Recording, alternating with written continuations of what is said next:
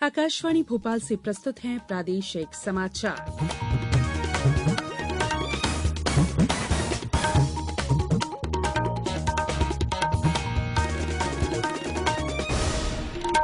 नमस्कार, समाचारों के साथ मैं संयुक्ता बैनर्जी। सबसे पहले बुलेटिन के मुख्य समाचार।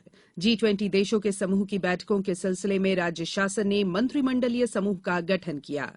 दूरसंचार नियामक प्राधिकरण के क्षेत्रीय कार्यालय में दूरसंचार संरचना और आर्थिक विषय पर संगोष्ठी आज। सुरक्षित पर्यटन के लिए आज होगा संवाद सम्मान कार्यक्रम और जेईई मेन्स संयुक्त प्रवेश परीक्षा के लिए पंजीयन शुरू। अब समाचार विस्तार से। भारत 1 दिसंबर 2022 से 20 नवंबर 2023 तक की अवधि में G20 देशों के समूह की अध्यक्षता करेगा। इस अवधि में देश के विभिन्न स्थानों पर G20 समूह देशों की बैठकें आयोजित की जाएंगी। राज्य में होने वाली बैठकों की तैयारी, व्यवस्था और अंतर्राष्ट्रीय प्रतिभागियों के प्रवास के संबंध में राज्य शासन ने मंत्री समूहों का गठन किया है। इसमें गृह मंत्री डॉ नरोत्तम मिश्रा, लोक निर्माण मंत्री गोपाल भार्गव, नगरीय विकास और आवास मंत्री भूपेन्द्र सिंह, सूक्ष्म लघु और मध्यम उद्योग मंत्री ओम प्रकाश सकलेचा को शामिल किया गया है। इसके अलावा पर्यटन, संस्कृति और आध्यात्म मंत्री उषा ठाकुर भी मंत्रिमंडलीय समूह में शामिल हैं। संस्कृति विभाग के प्रमुख सचिव इस समूह के सचिव बनाए गए हैं। दूरसंचार नियामक प्राधिकरण के भोपाल स्थित क्षेत्रीय कार्यालय में आज दूरसंचार संरचना और आर्थिक विकास विषय पर एक दिवसीय संगोष्ठी का आयोजन किया गया है। कार्यक्रम के मुख्य अतिथि ट्राई के अध्यक्ष डॉ पीडी बाघेला, वहीं राज्य विज्ञान और प्रौद्योगिकी विभाग के प्रमुख सचिव निकुंज कुमार श्रीवास्तव और केंद्र सरकार के डिजिटल संचार आयोग के सदस्य डॉ महेश शुक्ला भी संगोष्ठी को संबोधित करेंगे। मुख्यमंत्री शिवराज सिंह चौहान ने कहा है कि मुख्यमंत्री जन सेवा अभियान सबका कार्यक्रम है। सभी हितग्राहियों को स्वीकृति पत्रों का वितरण सुव्यवस्थित किया जाए। मुख्यमंत्री श्री चौहान ने ये निर्देश निवास कार्यालय से शिवपुरी में होने वाले संभाग स्तरीय मुख्यमंत्री जन सेवा अभियान की तैयारियों की वर्चुअल समीक्षा बैठक में संबंधित अधिकारियों को दिए। शिवपुरी जिले के प्रभारी मंत्री महेंद्र सिंह सिसोदिया सहित मंत्रीगण, जनप्रतिनिधि, ग्वालियर संभाग के कमिश्नर और कलेक्टर्स उपस्थित थे। मुख्यमंत्री श्री चौहान ने कहा कि ग्वालियर संभाग की सभी पंचायतों में बेहतर कार्यक्रम हो और उनके लाइव प्रसारण की पूरी तैयारी की जाए। मुख्यमंत्री ने कहा कि कोई भी हितग्राही स्वीकृति पत्र प्राप्त करने से शेष न रहे। उन्होंने ग्वालियर संभाग के कमिश्नर, कलेक्टर और कार्यक्रम की व्यवस्थाओं संबंधी आवश्यक निर्देश दिए हैं और तैयारियों की जानकारी भी ली। कमिश्नर ग्वालियर संभाग ने बताया कि कार्यक्रम की अच्छी तैयारी कर ली गई है। प्रदेश में धोखे से की जाने वाली शादियों की बढ़ती घटनाओं को देखते हुए प्रदेश सरकार इस दिशा में गंभीर हो गई है। प्रदेश के गृह मंत्री नरोत्तम मिश्रा ने एक ट्वीट में लिखा कि लव जिहाद की घटनाओं को रोकने के लिए मैरिज रजिस्ट्रार ब्यूरो और विवाह की अन्य पंजीयक संस्थाओं को लड़का लड़की का पुलिस वेरिफिकेशन कराने पर सरकार गंभीरता से विचार कर रही है। लड़का लड़की का पुलिस सत्यापन कराना अनिवार्य किया जाएगा। मुख्यमंत्री शिवराज सिंह चौहान ने खरगोन जिले के इंदौर भेरूघाट मार्ग पर हुई स्कूल बस दुर्घटना को दुखद बताते हुए दुर्घटना में छात्र छात्राओं की असामयिक मृत्यु पर शोक व्यक्त किया है।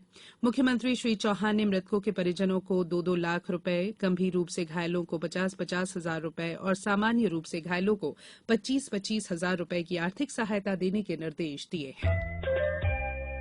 ये समाचार आप आकाशवाणी भोपाल से सुन रहे हैं। हमारे समाचारों को अब आप कभी भी और कहीं भी अपनी सुविधा के अनुसार सुन सकते हैं। ये समाचार बुलेटिन यूट्यूब, ट्विटर और फेसबुक पर AIR न्यूज भोपाल पेज पर सुने जा सकते हैं। इसके अलावा आप हमारी वेबसाइट newsonair.com पर या AIR न्यूज ऐप पर भी समाचार सुन सकते हैं। ब्रेक के बाद बुलेटिन में एक बार फिर आप सभी का स्वागत है। महिलाओं के लिए सुरक्षित पर्यटन परियोजना को लेकर मध्यप्रदेश टूरिज्म बोर्ड द्वारा आज संवाद सम्मान कार्यक्रम का आयोजन किया गया है। रविन्द्र भवन में दोपहर 1 बजे से होने वाले इस कार्यक्रम को पुलिस, महिला बाल विकास विभाग और संगिनी संस्था के साथ मध्यप्रदेश टूरिज्म बोर्ड द्वारा आयोजित किया जा रहा है। इसमें संकल्प, समन्वय, सुरक्षा की थीम पर विभिन्न कार्यक्रम किए जाएंगे। संयुक्त प्रवेश परीक्षा मुख्य 2023 यानी जेईई मेन्स के लिए पंजीकरण प्रक्रिया शुरू हो गई है। उम्मीदवार राष्ट्रीय परीक्षण एजेंसी जेईई की आधिकारिक साइट jeemain.nta.nic.in के माध्यम से ऑनलाइन आवेदन कर सकते हैं। आवेदन 12 जनवरी तक किया जा सकेगा। इस परीक्षा में 2 पेपर होते हैं। पहला सत्र अगले वर्ष जनवरी में और दूसरा सत्र अप्रैल 2023 में आयोजित किया जाएगा। ये परीक्षा 13 भाषाओं में होगी। इसमें अंग्रेजी, हिंदी, असमिया, बंगाली, गुजराती, कन्नड़, मलयालम, मराठी, ओडिया, पंजाबी, तमिल, तेलुगु और उर्दू भाषा शामिल है। जेईई मेन परीक्षा अगले साल 24, 25, 27, 28, 29, 30 और 31 जनवरी को आयोजित की जाएगी।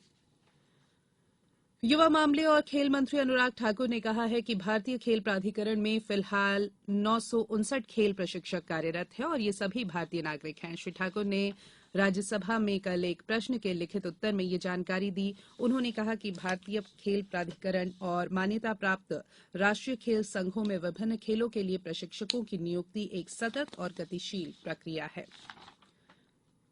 केंद्रीय नागरिक उड्डयन मंत्री ज्योतिरादित्य सिंधिया ने वर्चुअल तरीके से मुंबई से सैन फ्रांसिस्को के लिए सीधी उड़ान सेवा का उद्घाटन किया। एक ट्वीट में श्री सिंधिया ने इस सेवा को एक और मील का पत्थर बताते हुए उम्मीद जताई कि भारत की वित्तीय राजधानी को अमेरिका के तकनीकी हब से जोड़ने की संभावनाओं के नए द्वार खुलेंगे। केंद्रीय श्रम और रोजगार राज्य मंत्री रामेश्वर तेली ने लोकसभा को बताया कि कर्मचारी पेंशन योजना 1995 के तहत न्यूनतम पेंशन को 1,000 रुपए से बढ़ाकर 2,000 रुपए प्रतिमाह करने का कोई निर्णय नहीं लिया गया है। हालांकि उच्चाधिकार प्राप्त निगरानी समिति ने पहले इस आशय की सिफारिश की थी। मुख्यमंत्री शिवराज सिंह चौहान से संभावना कौशल और सामाजिक विकास संस्था से विभिन्न प्रतियोगी परीक्षाओं की तैयारी कर रहे विद्यार्थियों ने भेंट की। उल्लेखनीय है कि संस्थान द्वारा विभिन्न वर्गों के विद्यार्थियों को निःशुल्क कोचिंग सुविधा उपलब्ध करवाई जा रही है। चट्टोग्राम में भारत के साथ पहले क्रिकेट टेस्ट मैच में बांग्लादेश पर फॉलो ऑन का खतरा मंडरा रहा है। कल दूसरे दिन का खेल समाप्त होने तक बांग्लादेश ने पहली पारी में 8 विकेट पर 133 रन बना लिए थे। मेजबान टीम पहली पारी में अभी भी भारत से 271 रन पीछे है। भारत ने पहली पारी में चेतेश्वर पुजारा और श्रेयस अय्यर के अर्धशतकों की बदौलत 404 रन बनाए थे। अब कुछ समाचार संक्षेप में। गृह मंत्री डॉ नरोत्तम मिश्र आज पुलिस कंट्रोल रूम खंडवा में पुलिस अधिकारियों के साथ जिले की कानून व्यवस्था की समीक्षा करेंगे। आगरमालवा जिले की 17 ग्राम पंचायतों के 44 वार्डों में पंच के निर्वाचन के लिए मतदान 5 जनवरी 2023 को सुबह 7 से दोपहर 3 बजे तक होगा।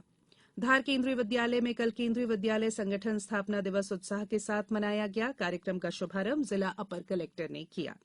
आज गुना जिले के चाचौड़ा ब्लॉक के लोक सेवा केंद्र अंतर्गत उच्च माध्यमिक विद्यालय तेलीगांव, बजरंगगढ़ बालक उच्च माध्यमिक विद्यालय और राघवगढ़ ब्लॉक के लोक सेवा केंद्र के हाई स्कूल में जाति प्रमाण पत्र बनाने के लिए कैंप का आयोजन किया जाएगा। जबलपुर हाईकोर्ट ने कहा है कि पुलिस आरक्षक भर्ती प्रक्रिया के तहत होने वाली नियुक्तियां अपील के अंतिम फैसले के अधीन होंगी और एमएसएमई विभाग और लघु उद्योग भारती के संयुक्त तत्वावधान में कटनी में आज से 18 दिसंबर तक 3 दिवसीय व्यापार मेले का आयोजन किया गया है। अंत में बुलेटिन के मुख्य समाचार एक बार फिर। G20 देशों के समूह की बैठकों के सिलसिले में राज्य शासन ने मंत्रिमंडलीय समूह का गठन किया। दूरसंचार नियामक प्राधिकरण के क्षेत्रीय कार्यालय में दूरसंचार संरचना और आर्थिक विषय पर संगोष्ठी आज। सुरक्षित पर्यटन के लिए आज होगा संवाद सम्मान कार्यक्रम और जेईई मेन संयुक्त प्रवेश परीक्षा के लिए पंजीयन शुरू। बुलेटिन में इतना ही। इजाजत दीजिए। नमस्कार।